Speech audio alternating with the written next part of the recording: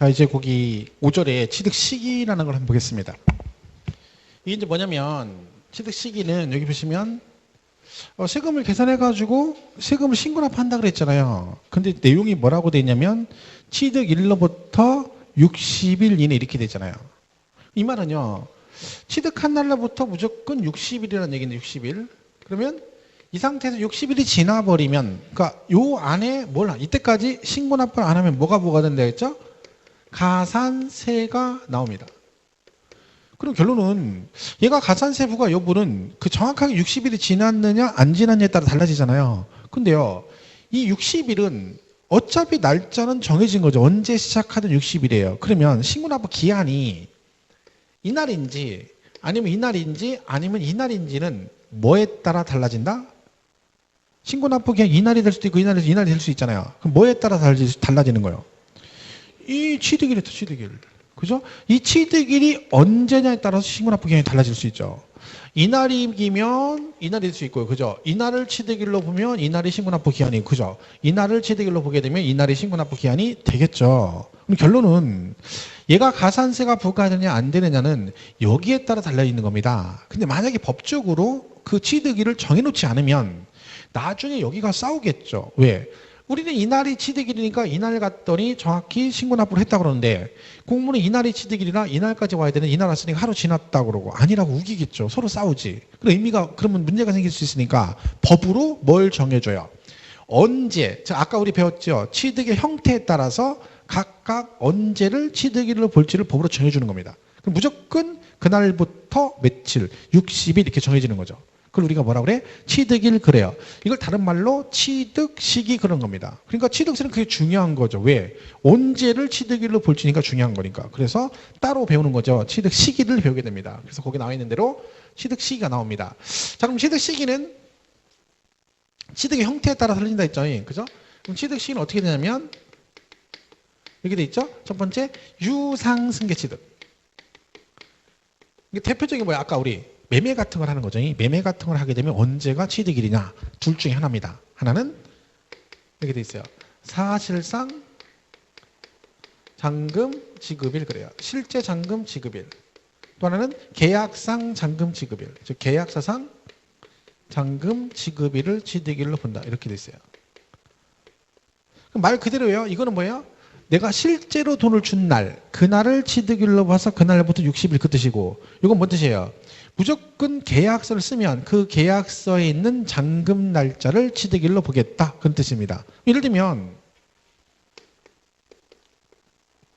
가불이 둘이 매매를 했어요. 매매를. 그죠? 그러면 둘이 뭘 써? 계약서를 쓰겠죠. 근데 계약서를 썼는데 이렇게 쓴 거죠. 예를 들면 5월 25일이 계약서의 잔금 날짜예요. 근데 보통 우리가 계약을 하게 되면 이게 계약서의 잔금 날짜면 실제 돈을 이날 주죠. 둘이 동시행을 하잖아요. 그러면 계약서의 잔금 날짜와 실제 돈을 준 날이 일치하면 둘이 똑같으면 이걸 따질 필요가 없는데 이게 이제 아니라는 거죠. 자, 그럼 보세요. 요 말 뜻은 뭐냐면 여기에 해당이 되는 애들은 무조건 뭘로 간다는 거요? 실제 잔금 지급일을 취득일로 보겠대. 그러면 얘들도 계약서는 썼겠죠. 근데 계약서 25일인데 돈을 만약에 5월 24일 날 줬다. 그럼 얘는 취득일을 언제로 간다는 거예요? 5월 24일로 간다는 뜻이네요. 반대로 5월 26일 날 돈을 늦게 줄 수도 있죠. 그러면 또 언제로 가? 5월 26일 날을 취득일로 보겠다 그 뜻이에요. 그죠? 그럼 얘는 뭔 뜻이냐? 여기 있는 얘네들은 무조건 뭘로 간다는 거예요? 계약서의 잔금 날짜로 가겠다. 서로 관계가 없는 거예요. 그럼 만약에 여기에 해당이 된 애들은 잔금을 실제로 먼저 주건 나중에 주건 관계없이 무조건 뭘로 간다? 계약서로 간다 그런 뜻입니다. 그러니까 결론 얘하고 얘는 다른 얘기죠. 얘는 무조건 실제 잔금 지급일. 얘는 계약서의 잔금 지급일. 그러면 계약서라는 것은 서류상으로 간다는 얘기네. 그럼 얘는 뭔 뜻이에요? 믿을 수가 없다는 거예요. 얘네끼리 거래했는데 이걸로 가게 되면 실제 잔금 지급은 서류로 가는 게 아니잖아요. 그럼 뭐요? 이거 짜고 칠 수 있잖아요. 둘이 당사자만 협의하면 되는 거죠. 어제 돈 주었는데 오늘 줬다고 둘이 협의해버리면 날짜가 바뀔 수 있죠. 그럼 또 혼란이 생기지. 예를 들면 개인 간 거래가 대표적이에요. 개인끼리 거래하게 되면 둘이 협의하면 되잖아. 그죠? 그럼 또 싸우죠. 사실 어제 돈을 주고 받았어. 근데 신고를 하러 갔는데 늦어가지고 하루가 늦은 거야. 그럼 뭐라고 그래? 다시 가서 뭐라고 그래? 둘이 당사자 가가지고 돈 내가 어제 줬는데 둘이 짜고 뭐라고 그래? 오늘 줬다 하는 거죠. 그래서 가라고 그래. 돈 내가 어제 줬슈 오늘 줬슈 그러니까 오늘 줬다는 거예요. 사실 어제 줬는데 이럴 수 있죠. 그럼 이걸 정한 의미가 없는 거야. 그러니까 그러면 개인 믿을 수 없는 거래는 다 뭘로 가? 계약서로 가요. 그럼 이걸로 간다는 얘기 무슨 뜻이야? 얘네들은 누가 봐도 이날 실제 잔금 준 게 인정이 된다는 거지. 객관적으로 누가 봐도 인정되네. 그 경우에만 뭘로 가? 실제 잔금 지급일이고 그렇지 않으면 다 뭘로 간다? 계약서의 잔금 지급일로 간다. 그러니까 여러분이 개인적으로 아파트를 사고 파시면 취득세 취득일이 언제라는 거예요? 계약서의 잔금 날짜로부터 며칠? 60일 안에 신고 납부를 해야 된다 그 뜻입니다. 그러면 어떤 경우에 그럼 실제 잔금 지급일로 가느냐? 즉 누가 봐도 이날 실제 잔금 준 게 입증이 되느냐 그런 얘기인데 또 있습니다. 첫 번째가 국가 등으로부터 취득 이렇게 돼 있어요. 그러니까 이제 우리 그 프린트 보시면 1번에 유상승계 취득에서 양가로 1번에 사실상 잔금 지급일 그랬죠. 그 동그라미 1번에 뭐라고 돼 있어요? 국가, 지방자치단체, 지자체, 조합으로부터 취득이라고 돼 있죠. 누구 걸 샀다는 거예요? 국유지. 여러분이 국가 국유지를 1억을 주고 취득을 했어요. 그리고 오늘 잔금을 국가한테 줬어. 그러면 내가 오늘 잔금 1억을 줬다는 얘기는 하늘도 알고 땅도 아는 얘기죠. 왜? 내 거래 상대방이 누구예요? 국가잖아. 그러니까 국가랑 거래했으니까 당연히 내가 그날 오늘 돈 준 거를 거래 상대방이 국가가 입증해 주는 거지. 그럼 누가 봐도 인정이 되는 거죠. 그런 식으로 국가나 지방자치단체나 지방자치단체가 만든 조합으로부터 취득하는 것은 누가 봐도 인정이 되는 거다. 그럼 걔는 뭘로 가겠다? 실제 잔금 지급일을 취득일로 보겠다. 그런 얘기고. 두 번째는 외국으로부터 수입에 의한 취득이죠. 수입에 의한 취득. 그럼 예로부터 여러분 외국으로부터 수입하게 되면 그 거래 당사끼리 계약서를 쓰겠죠. 그죠? 근데 문제는 외국에 있는 물건을 수입하게 되면 통관할 때 뭘 내야 돼요? 관세부 쪽 관세 세금 문제잖아요. 그럼 관세 부과할 때는요. 그 수입 면장이라는 게 있어가지고 그 서류상에 나타난 내용을 가지고 관세를 부과하게 됩니다. 그러면 개인 간 거래와 상관없이 그 수입 면장이 나타난 날짜에 무조건 실제 돈을 준 걸로 보겠다. 그죠? 그다음에 세 번째는 공매, 경매로 취득하는 게. 여러분 경매는 뭔지 아시죠? 경매. 그죠? 뭐 머릿속에 떠오르긴 하지만 설명할 수 없는 그 내용 경매. 그리고 공매는 뭐예요? 공매는. 자, 경매는 보통 법원에서 하죠. 공매는 어디서 하나요? 공매는 어디서 해요, 보통? 어디서 하는 걸 공매라고 그래? 자산관리공사, 캠코라고 하죠. 그 자산관리공사 하는 걸 우리가 공매 그래요. 그러니까 여러분이 세금 체납하잖아요. 그럼 걔들이 어떻게 해요? 압류해가지고 가져가잖아요. 그죠? 그럼 그걸 갖다 뭐를 해요? 공매 처리해버리죠. 그럼 국가기관이나 지자체에서 그 압류한 거 갖다가 매매할 때 어디다? 자산관리공사를 맡겨요. 그럼 걔들이 공매를 해버려요. 그래가지고 그 세금 회수를 하죠. 그러니까 자동차 같은 경우도 공매 처리가 되는 경우 있고, 왜 자동차세 체납하면 끌고 가잖아요. 압류해가지고. 그죠? 그럼 그걸 뭘 해버려요? 공매 처리해버리죠. 부동산도 마찬가지고. 거기서 하는 걸 우리가 공매라고 그래요. 그죠? 그러니까 이거는 그러면 내가 공매를 받은 거잖아요. 공매를 받아서 뭐요? 취득에 돈을 줬잖아요. 누구한테 줬어? 자산관리공사한테 주겠죠. 그럼 그 자산관리공사가 공공기관이잖아요. 그러니까 얘도 뭐다? 그날 돈 준 게 입증이 된다는 얘기고, 네 번째는 판결문에서 취득가액이 입증되는 거. 판결문. 그러니까 소송이 걸렸는데 판결이 났어요. 확정 판결이 뭐라고? 갑은 을에게 얼마를 언제까지 지급해라 이렇게 나오거든요. 그럼 판결문상에 날짜가 나와 있죠. 언제까지 지급해라. 그럼 무조건 그날 돈 준 걸로 봐서 그날부터 며칠? 60일 이렇게 가겠다는 얘기지. 하나 더 있어요. 마지막 하나가 법인 장부로 취득가액이 입증되는 게. 여러분 그 아파트 분양 받으시잖아요. 원주도 지금 막 분양하고 그러죠. 막 분양권 전매하고 막 그런 지금 그런가 보는데 그죠? 프리미엄 붙어가지고 그러면 그 아파트를 분양받으면 취득을 하잖아. 그러면 건설 회사에다 뭘 줘요? 나중에 잔금을 주잖아요. 그럼 건설 회사는 뭐를 해? 자기들 법인 장부에다가 뭘 기록해? 누구로부터 몇 월 며칠에 얼마 잔금 받았다고 기록을 하죠. 그럼 내가 실제 잔금 준 날짜를 뭘 통해 입증받아? 그 거래 상대방인 법인의 장부를 통해 입증받을 수 있습니다. 그럼 그걸 인정해 주겠다는 거예요. 그럼 왜 그걸 인정해 주냐면 법인은요 장부에다 기록을 하게 되면 나중에 그 원장 있죠. 그 원장을 가지고 재무제표를 만들어야 돼요. 손익계산서 이런 것들. 그래가지고 회계감사를 받게 돼 있거든요. 그러니까 얘들이 장부상에 잘못 기록했다가 나중에 회계 처리할 때 그 회계 처리를 잘못해서 그게 나중에 발각이 되면 회계감사에서 부적절이나 이런 의견 나오면 잘못해서 상장 폐지가 될 수도 있거든요. 심지어는 상장된 회사는. 그러니까 얘들이 나중에 잘못 기록한 거에 대해서 감사를 받을 수 있기 때문에 네가 장부에서 알아서 기록하라 이거야. 대신 장부상에 기록한 거 내가 그대로 인정해 주겠다 그런 뜻입니다. 그러니까 법인으로부터 법인 장부로 입증된다는 얘기는 내가 법인으로부터 취득해서 잔금 주면 걔들이 장부상에 기록하니까 그 날짜에 돈 준 걸로 인정해 주겠다. 그럼 요 5개만 뭘로 가요? 실제 잔금 지급일이고 이거 아닌 애들은 다 뭘로 가? 계약서상 잔금 지급일입니다. 그러니까 개인 간 아파트 사고 팔면 부동산 사고 팔면 뭘로 가겠어? 계약서상 잔금 지급일로 간다 그런 얘기죠. 그러니까 요거는 아주 자주 나오는 얘기니까 당연히 잘 기억을 하셔야 됩니다. 그러니까 실제 잔금 지급은 뭘로 가느냐? 5개는 나중에 다 암기를 하셔야 되는 내용이죠. 외워야 되는 것들이죠. 제가 어렸을 때 시골에서 살았는데 원주도 강원도도 그렇죠. 저도 시골 출신입니다. 시골에서 이제 오래 살았는데 어렸을 때 살다가 이제 학교로 이제 고등학교부터 나와 살았는데 제가 어렸을 때 그 시골에 살면 지금 여기도 마찬가지겠지만 시골에 살면 그 슈퍼나 이런 게 없었죠. 어렸을 때 저희 어렸을 때는. 그러니까 동네 학고방이라 해가지고 사투리를 학고방이라도 구멍가게 조그마한 거 하나 있는 거예요. 근데 그나마 그 구멍가게가 있는 동네는 번화가인 거예요. 그나마. 진짜 먼 그 시골은 어디예요? 학교 다닐 때 산토끼하고 발 맞춰서 학교 다니는 애들 있잖아요. 학교 갔다가 막 다람쥐들이 나와서 기다리고 이런 동네 사는 애들은 뭐래 장 쓰면 5일장 같은 거 쓰잖아요. 그럼 동네 사람들이 다 나와요. 장날에. 그래가지고 장을 막 다 박아. 왕창 박아하는 거예요. 왜? 한 5일 동안은 못 나오니까. 그죠? 그러면 막 과자나 이런 것들 다 사가가지고 가서 동네에 가가지고요. 공동 이렇게 건물 하나 해놓고 마을회관 비슷한 데다가 공동 판매 같은 걸 했어요. 그리고 우리가 이제 뭐라고 하냐면 공판장이라고 했어요. 공판장. 다른 말로 구판장 그러기도 하고. 여기서 공동 판매 같은 거 했거든요. 그럼 여기서 이제 살 건 여기서 하는 거죠. 우리 어렸을 때 제일 유명했던 과자가 라면땅. 뽀빠이라고 그래도 그 뽀빠이 그죠 뽀빠이 그 좀 비싼 건 자야라고 또 있어요. 자야라고 20원짜리 이렇게 길어가지고 이런 게 있어요. 잘 모르실 거예요. 아는 분들은 연식이 좀 되신 분들이죠. 그죠? 요런 걸 여기 가서 막 샀죠. 근데 제가 어렸을 때 집에서 밥을 먹으면 저희 어머님이 이 국수를 엄청 좋아하세요. 국수를 지금도 좋아하시고 어렸을 때부터. 근데 저는 국수를 안 먹었어요. 어릴 때는. 지금은 잘 먹는데 그러니까 식구들이 다 국수를 먹고 싶은데 저 때문에 국수를 못 먹어요. 그럼 저는 라면을 좋아했어요.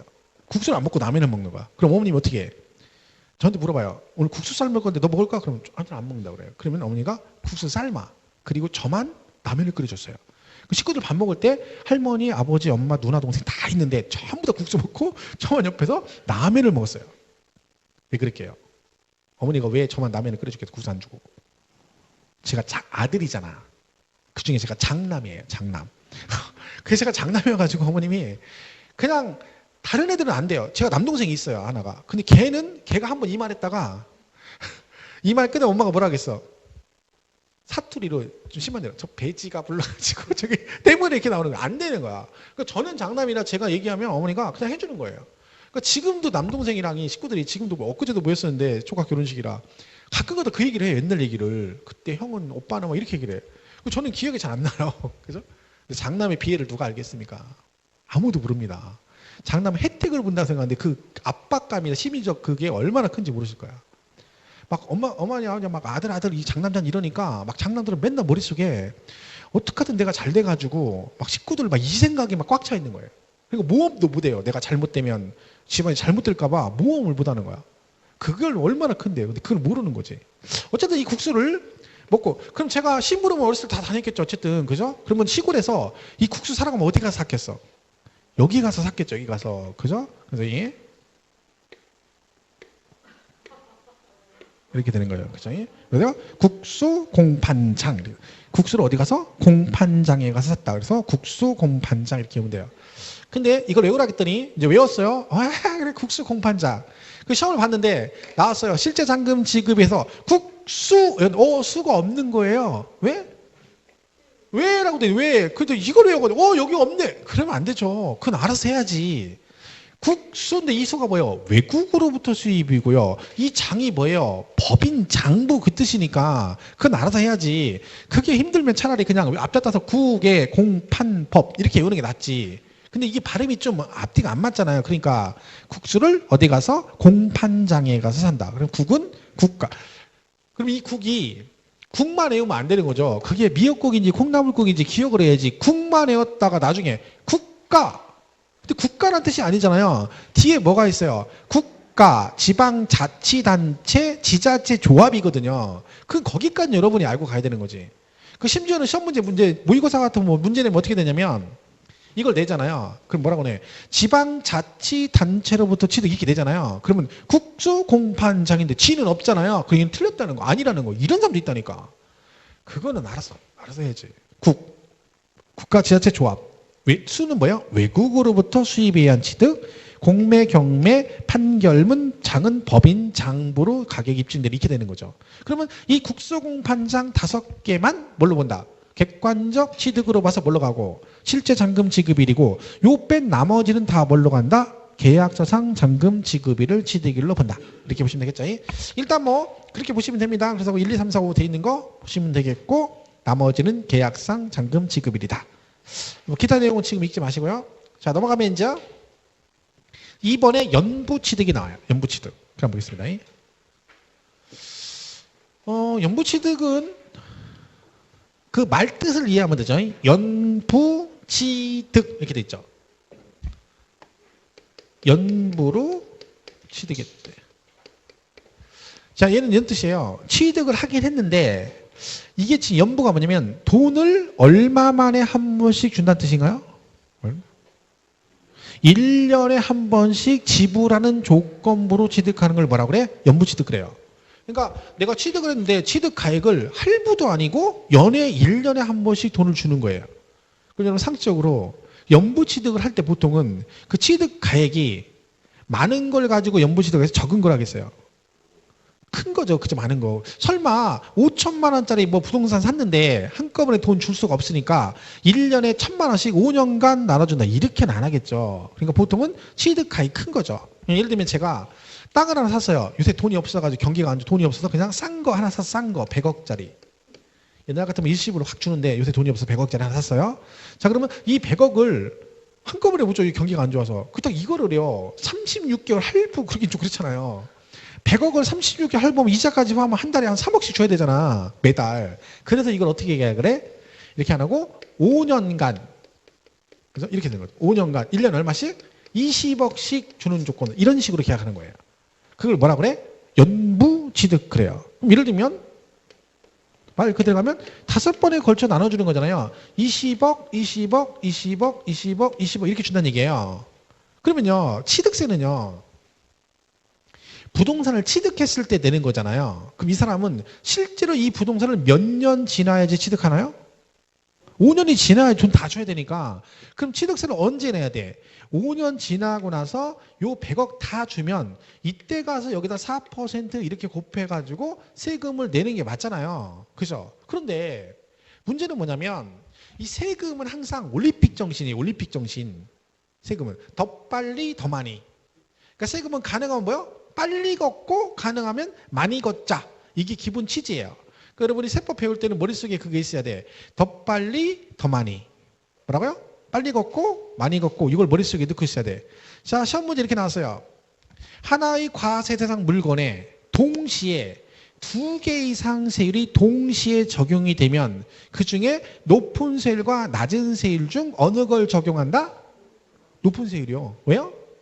더 많이라니까. 그 많이니까 뭐요? 낮은 세율이 아니라 높은 세율을 적용한다. 그냥 기억하면 돼요. 그 말 나오면 그냥 둘 중 뭐 높은 세율 그게 맞는 거예요. 더 빨리 더 많이. 그 세금은 가능하면 어떻게? 빨리 걷고 싶은 거예요. 근데 이 상태에서는요 끝까지 가면 5년을 기다려야 되잖아요. 그러면 5년은 너무 기다리기 싫은 거야. 그러니까 어떻게 해? 이렇게 하는 거예요. 야, 너 어차피 돈을 한꺼번에 안 주고 5년 동안 20억씩 나눠서 주니까 어떻게 하라고? 세금도 나눠서 내란 뜻이야. 그 세금을 요 20억 줄 때마다 여기다가 이렇게 4%씩 곱해서 이렇게 5번에 걸쳐 세금을 나눠내라는 얘기예요. 어차피요 20억에 5배 40% 5번에 걸쳐 거드나 100억에 4% 거드나 돈은 똑같잖아. 왜? 비례세율이니까. 그죠? 이렇게 걷는 거지. 그래서 세금도 나눠서 걷어요. 그럼 이 말은 뭔 뜻이에요? 20억 줄 때마다 취득일로부터 60일 여기도 취득일로부터 60일 이렇게 되라는 얘기죠. 그럼 얘는 그러면 취득일이 언제니 그 얘기입니다. 자, 연부취득은 취득일이 얘가 이제 계약서 쓸 거 아니에요. 그죠? 그럼 계약서에 연부금 지급일이 있겠죠. 근데 계약서를 뭐라고 썼냐면, 야, 내가 해 바뀌면 깔끔하게 해 딱 바뀌면 1월 1일 딱 되면 내가 20억 줄게. 라고 계약서를 썼어. 그럼 그걸 뭐라고 하냐면, 계약서상의 연부금 지급일 그래요.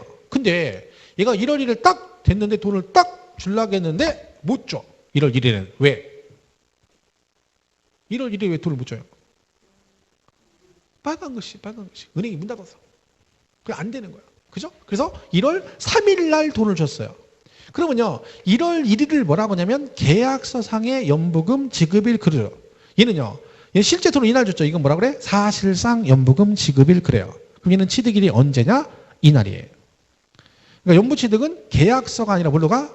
사실상 연부금 지급일. 그러니까 20억을 실제 돈 준 날, 그날을 취득일로 본다 그런 얘기죠. 이게 이제 그런 얘기인데 여기서 용어가 나옵니다. 용어. 나중에 아주 엄청 많이 나와요. 용어가. 자, 요 20억 있죠. 요 매년 주는 20억 있죠. 요걸 뭐라고 하냐면 용어를 이게 뭐예요? 매년 지불하는 금액이죠. 맞죠? 그래서 뭐라고 그래? 20억을 연부 금액 그래요. 말 그대로죠? 매년 지불하는 금액이 얼마? 20억이 연부 금액이에요. 자, 요 100억을 뭐라고 하냐면 얘를 연부금 총액 그래요. 얘가 총액이죠? 근데 100억을 연부금액 그러면 안 되죠. 왜? 100억이 연부금액이 되면 1년에 돈 얼마씩 준다는 얘기야? 100억씩 준다는 뜻이니까 얘가 연부금 총액이고 이걸 뭐라고 그래요? 연부금액 그러는 거예요.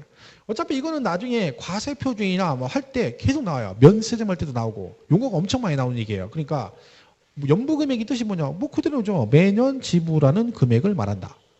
요거는 뭐다? 그 금액의 총액이다. 연부금 총액 그럽니다. 그래서 나중에 과세표준 배울 때와 면세점 배울 때 이 얘기가 나와요. 근데 구분이 잘 돼야 되는 거죠. 자, 그래서 연부취득은 말 그대로 돈을 1년에 한 번씩 주는 조건으로 취득하는 걸 연부취득을 한다. 그렇죠? 근데 취득 시기는 언제라고요? 사실상 연부금 지급일을 취득일로 보고 요 20억을 뭐라고 한다? 연부 금액 그러고 100억은 연부금 총액이라고 한다. 이렇게 보시면 되겠죠? 자, 이렇게 보시면 됩니다. 자, 일단 뭐 그렇다 보시면 되고 교재 뭐 굳이 읽을 거 없다 했죠? 그다음 3번은 무상승계라고 돼 있죠. 무상승계. 자, 아까 유상승계 배웠죠? 그다음에 이제 무상승계는 원칙이 언제냐면 계약일이에요. 무상승계 원칙이 언제라고요? 계약일. 네? 자, 원칙이 계약이면 예외가 있어요. 뭐 상속은 항상 주시는 분이 어떻게 돌아가셔야 된다 그랬죠? 얘는 무조건 돌아가신 날이에요. 상속이 개시된 날, 상속 개시일을 취득일로 봐요. 상속 개시일이 뭘 얘기하냐면 돌아가신 날. 그러니까 오늘 돌아가셔서 오늘이 상속 개시일이고 내일이 돌아가시면 내일이 상속 개시일이에요. 얘는 돌아가셔야 되니까 얘는 예외로 언제로 가? 상속 개시일. 이렇게 이제 해놓고 이제 문제 보죠. 자, 증여받으시면 취득일이 언제일까요? 증여받으면. 이거 보고 얘기해 보세요. 증여받으면 취득이 언제? 없죠? 안 배웠다고 그러는 사람인데 안 배웠다고. 자, 보세요. 무상승계. 우리 딸랑 2개 배워. 아까 뭐라고 했어? 상속하고 증여해요. 근데 원칙이 뭐라고? 계약일이래. 근데 누구는 예외라고? 얘는 예외로 상속 개시일이래. 그 증여는 언제 가겨? 계약일이죠. 계약일 당연히. 이 얘기는 안 해주면 나중에 안 배웠다 한다니까요. 무상승계는 계약일이 원칙인데요. 상속은 예외적으로 상속 개시일에 이렇게 해놓고 그럼 증여는 언제냐고 시험 문제 했더니 배우지도 않은 걸 냈다고 이렇게 얘기합니다. 계약일. 그죠? 상속은 무조건 언제? 돌아가신 날 이렇게 되는 거죠.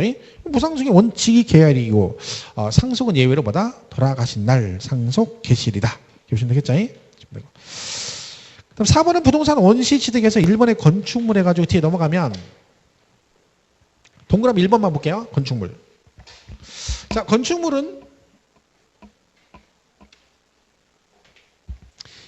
건축을 하잖아요. 그럼 최초 취득할 건축하죠. 왜냐면 집 지으려면 마음대로 지으면 안 되고 뭘 받아야 돼요?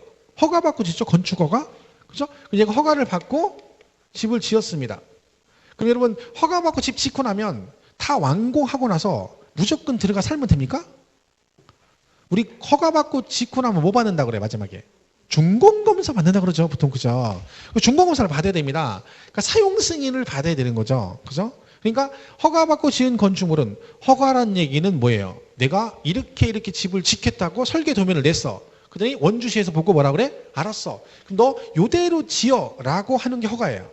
그러면 나중에 뭘 해야 돼? 허가 내준 대로 지었는지 아닌지는 확인해야지. 그걸 우리가 준공검사 받는다 그러죠. 그러면 여러분이 집을 완공을 하게 되면 허가받고 지면 요걸 갖다 이제 취득세를 내야 되잖아요. 원시 취득이니까 그죠? 그럼 취득일이 언제냐? 이때는 사용 승인서 내준다 그러죠. 그 교재본 뭐라고 돼 있냐면 동그라미 1번 있죠, 맨 위에. 건축물을 건축하여 취득하는 경우에는 사용 승인서를 내주는 날이 아니라 사용 승인서를 내주는 날 그 다음 줄에 과 그죠? 사실상 사용일 중 뭐 빠른 날이죠. 그 정확한 지문이 뭐예요? 사용 승인서를 내주는 날 그러면 안 되고 사용 승인서를 내주는 날과 사실상 사용일 중 빠른 날이다. 그럼 이거는 만약에 시험에 나오면 그 뒤에 중 빠른 날이라는 말이 꼭 들어가야 되는 거예요. 그냥 사용 승인서를 내주는 날을 취득일로 본다. 그러면 안 되는 거예요. 그죠? 이거 나중에 이제 자세히 배울 건데 그럼 얘는요. 그 중 빠른 날이 무슨 뜻이냐면 여러분 건물 다 지었습니다. 근데 준공검사를 받아야 되는데 공무원들이 바쁘다가 안 나와요. 근데 엄동설 안에 집을 다 완공해놓고 난 여기 들어가야 되는데 준공 안 떨어졌다고 해서 계속 가다가 파라솔 치고 밖에서 엄동설이 있을 수는 없잖아요. 그러니까 어떻게 해? 준공 안 떨어졌는데 그냥 들어가 사용할 수도 있습니다. 그럼 얘는 뭐예요? 사용 승인 받기 전에 뭐 한 거예요? 미리 사용을 한 거죠. 그럼 뭐가 빨라? 사실상 사용일이 빠르죠. 그럼 그날이 취득일인 거야. 아니면 사용 승인 받고 나서 나중에 사용을 하게 되면 뭐가 빨라? 사용 승인 받은 날이 빠른 거죠. 그럼 그날이 취득일이다 그런 얘기죠. 그러니까 그 둘 중에 뭐 빠른 날을 뭘로 보겠다? 취득일로 보겠다. 그런 얘기죠. 이렇게 보시면 됩니다. 그래서 뭐 나중에 강조를 하겠지만 여기서 제일 중요한 단어는 중 빠른 날입니다. 어쨌든 그 말이 빠지면 틀리는 거기 때문에 이게 뭐 개정이 돼가지고 몇 년 전에 좀 복잡하게 돼 있죠. 옛날에 그냥 사용승인서 교부일 이렇게 돼 있었거든요. 근데 지금은 법 조문 자체가 사용승인서를 내주는 날과 사실상 상일 중 빠른 날 이렇게 돼 있기 때문에 여러분도 그렇게 기억하시면 됩니다. 그 밑에 나머지 뭐 그쪽도 식이 나오잖아요. 그죠? 그 부분들은 뭐 다 일일이 볼 건 없습니다. 요 정도 선까지만 보시면 돼요. 취득 시기는 나름대로 중요합니다. 잘 나오는데 뭐 최근에 시험에 한번 나왔었죠. 그러니까 이것도 뭐 자주 나오는 얘기는 아니에요. 그러니까 이 중에 시험에 제일 많이 나오는 데가 어디냐면 여기에요. 세율. 얘가 제일 많이 나와. 세율이. 그러니까 얘가 실제 빈도는 제일 높고 두 번째로 많이 나오는 게 과세 표준이에요. 이 부분은 둘 다 중요하죠. 사실 과표 같은 경우는 취득세뿐만 아니라 모든 세목이 다 중요하고 그죠? 그 다음에 세율도 되게 중요합니다. 시험에 아주 잘 나오죠. 최고 많이 출제가 되는 부분이고 그리고 요 부가징수에 관한 얘기들이 언급이 돼요. 부가징수. 그죠? 그러면 이걸 한번 보겠습니다. 우리가 보면 이게 세법을 배울 때 지금 우리 5개 배우잖아요. 취득세, 그다음에 등록세, 그다음에 재산세 배우시고 종합부동산세 배우고 양도세를 배웁니다. 그죠? 그럼 법이 다 틀리잖아요. 그죠? 내용이. 그죠? 그러면 취득세 지금 배웠죠. 뭐 세법 기준들이 많잖아요. 이런 기준이 있고 재산세, 종부세도 기준이 각각 있거든요. 세법 기준이. 그러면 얘네들은 언제를 기준으로 각각 그 법 기준을 적용하느냐 그런 얘기죠. 그러니까 취득세는 언제를 기준으로 판단하느냐는 거죠. 취득세를 부과할 때 언제 기준으로 취득세를 부과하고 재산세는 언제 기준으로 부과하고 양도세는 언제 기준으로 세금을 부과하느냐 시점이 다 틀립니다. 자 근데요 얘는 이름이 취득세잖아. 그죠? 그게 무슨 뜻이야? 물건을 뭐 했을 때 내는 거라고요? 취득했을 때 내는 거니까 얘는 무조건 뭐요? 모든 취득세는 취득 당시를 기준으로 모든 걸 판단합니다. 그러니까 취득일 현재를 기준으로 판단하겠죠. 등록세는 언제 내는 거예요? 등기할 때 내는 거죠. 그럼 얘는 언제 기준으로 해? 등기, 등록 당시를 기준으로 판단합니다. 자, 재산세는 언제 기준이냐면 이런 말 써요. 얘는 과세 기준이라고 그래요. 이날이 언제냐면 6월 1일이에요. 자, 이게 무슨 뜻이냐면 자, 만약에 여러분이 지금 현재 아파트를 갖고 계세요. 올해 재산세 내셨죠? 자 그러면 내년 지금 현재도 여러분이 가지고 있어. 2015년 11월 현재.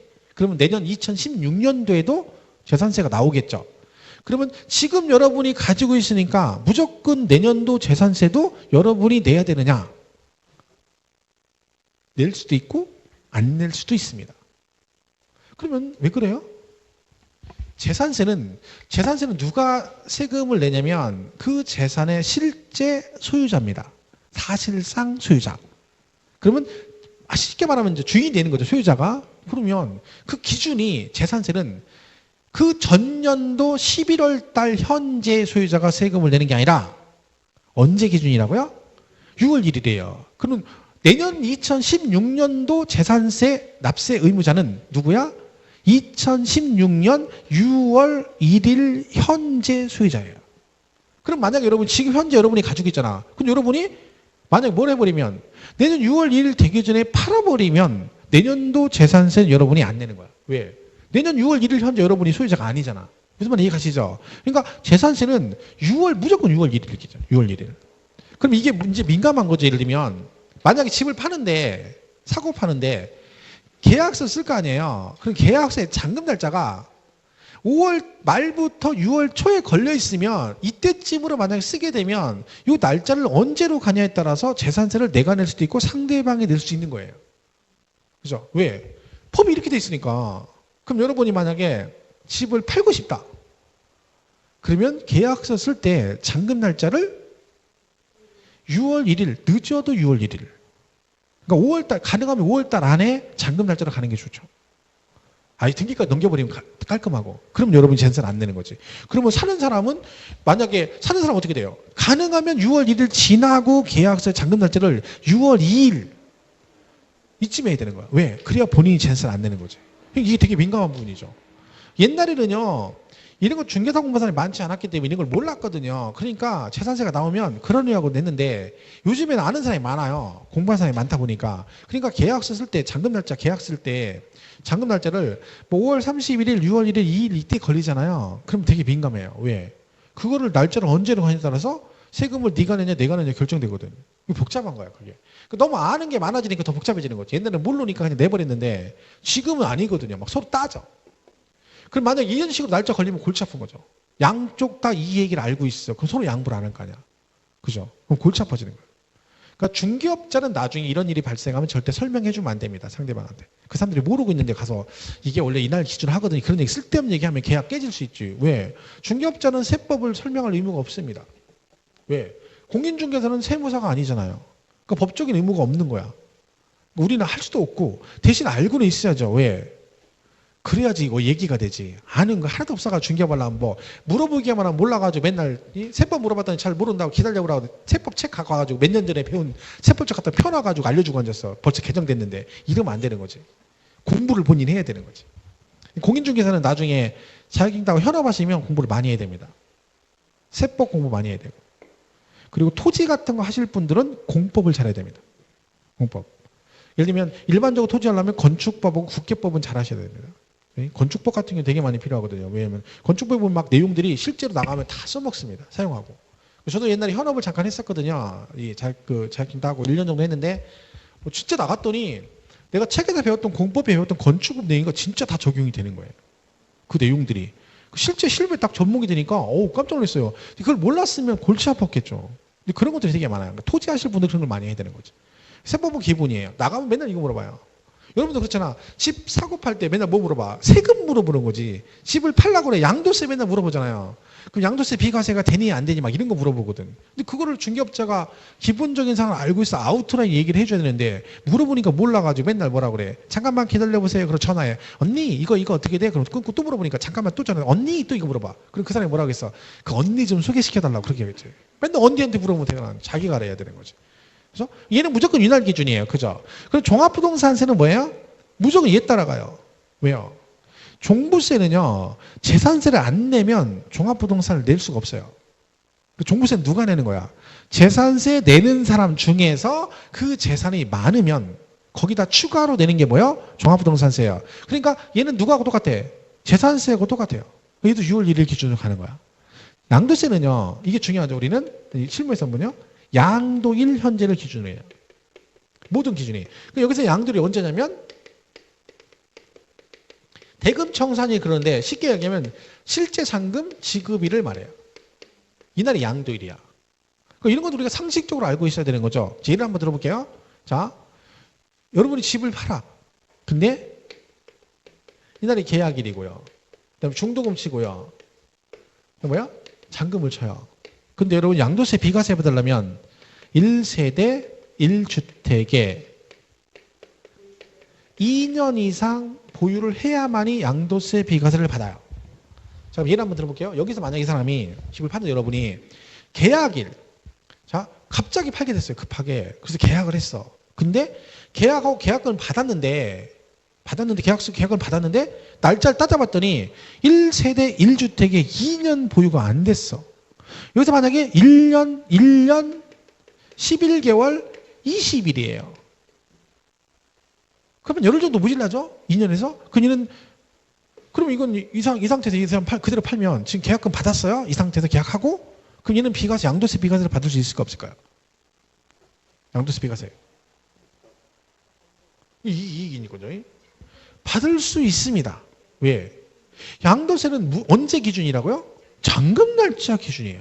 그것도 계약서의 잔금 날짜가 아니라 실제 잔금 지급일 기준이에요. 그날이 양도일이야. 그럼 세법에 언제까지 내가 1세대 1주택 2년 보유를 하면 되냐면 계약 당시가 아니라 언제? 양도일이니까 잔금 지급일까지만 내가 1세대 1주택 뭘 하면 돼? 2년 보유를 하면 뭘 받아? 비과세가 되는 거예요. 그럼 이때는 비과세가 안 됐지만 잔금이 보통 한 30일 지나잖아요. 그럼 얘가 30일 지나버리면 2년이 넘어버리지. 그럼 뭘 받아? 이 당시에는 뭐요? 비과세권 충족이 된 거지. 그 얘는 뭘 받을 수 있어? 비과세 받을 수 있습니다. 그러니까 이걸 모르면 잔금 날짜 조정을 좀 하면 되거든요. 예를 들면 여기서요. 만약에 얘가 딱 1년 11개월이에요. 그죠? 계약 당시에. 이걸 아무것도 모르는 사람은 어차피 비과세가 안 된다고 생각하겠죠. 그래가지고 잔금을 주는데 얘가 만약에 1년 11개월에서 30일 모질라죠. 근데 얘가 이때 가서 25일 만에 계약서를 내가 25일 날 줄게. 이날이 1월 1일인데 1월 25일 날 줄게. 이렇게 해버리고 이날 돈 줘버리면 이 사람 어떻게 돼? 등기까지 넘겨버리면 비과세를 못 받죠. 근데 이걸 알면 어떻게 하면 돼? 잔금을 좀 늦추면 되잖아요. 그죠? 날짜 늦추면 되잖아. 왜? 실제 잔금 지급일이니까 양해 구하면 되죠. 한 넉넉하게 일주일 미뤄. 그럼 일주일 미뤄서 잔금 주고 그럼 이날이 뭐가 돼? 양도일이잖아. 그럼 2년 채워줘. 그럼 비과세가 되는 거지. 물론 등기를 하면 안 됩니다. 왜? 양도세는 양도일이 잔금 날짜인데 등기를 나오면 둘 중에 빠른 날을 양도일로 봐요.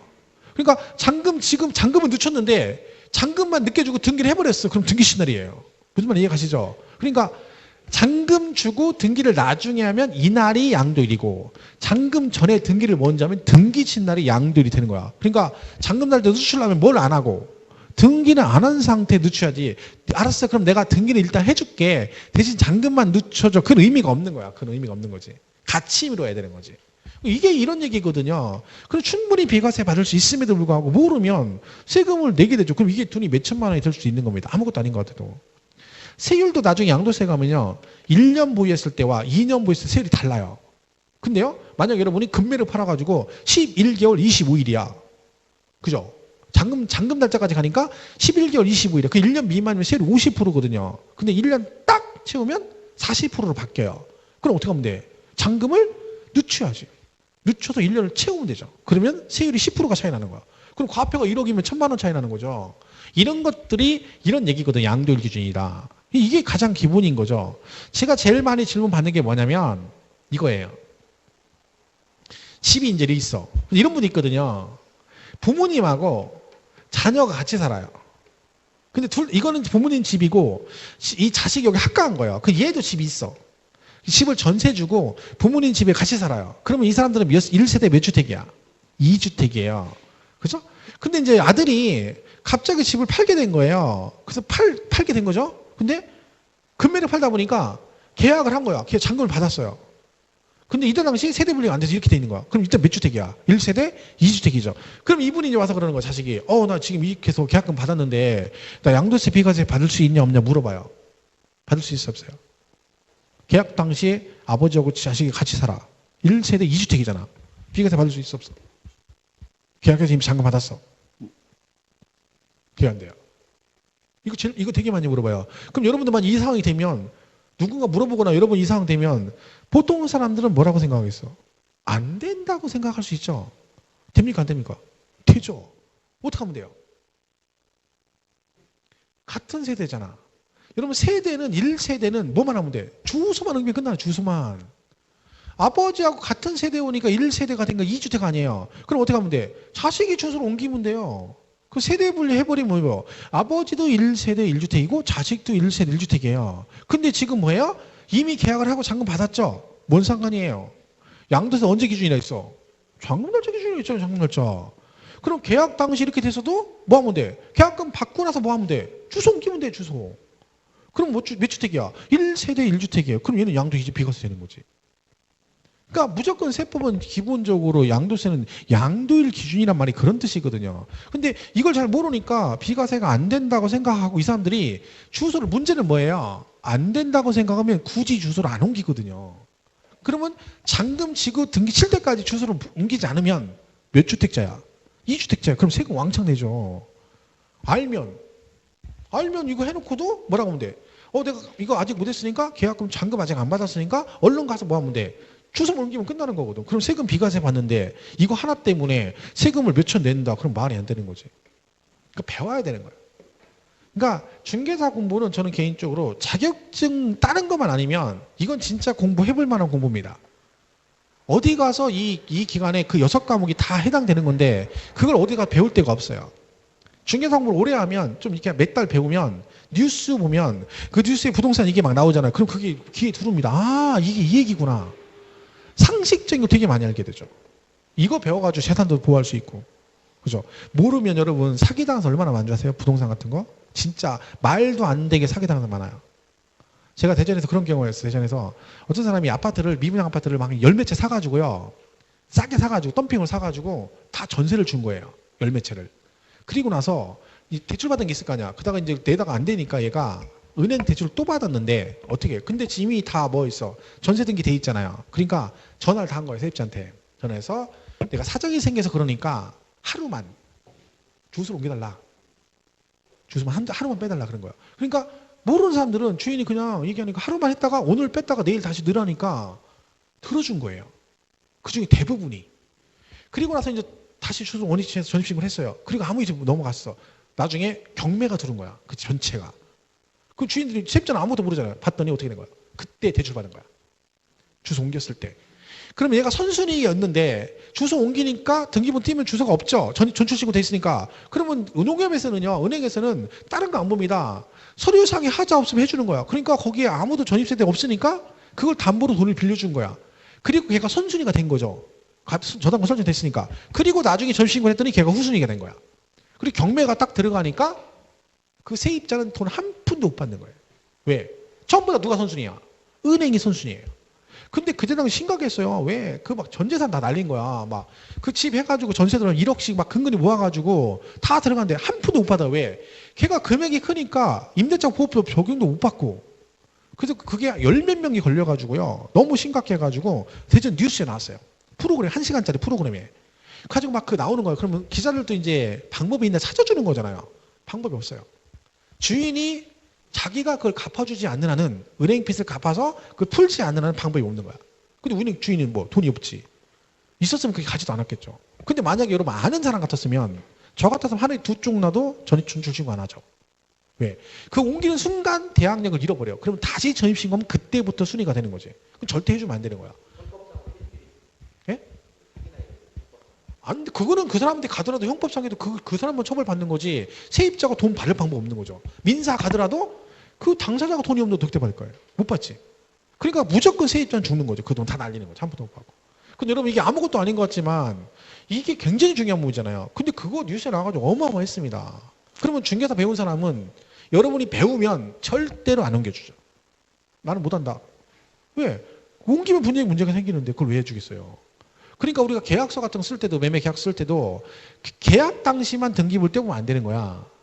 계약금 줄 때, 중도금 칠 때, 잔금 칠 때 다 떼봐야 되는 거예요. 왜?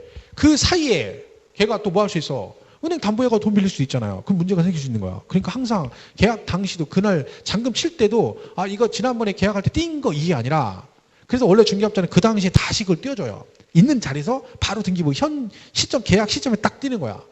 그래야지 뭐요? 그게 문제가 안 생기는 거야. 이게 엄청 무서운 얘기죠. 전 재산 날릴 수 있는 얘기인데. 근데 중개사 공부하시면 절대 그런 일은 없지. 이 공부가 좋은 공부예요, 사실은요, 되게.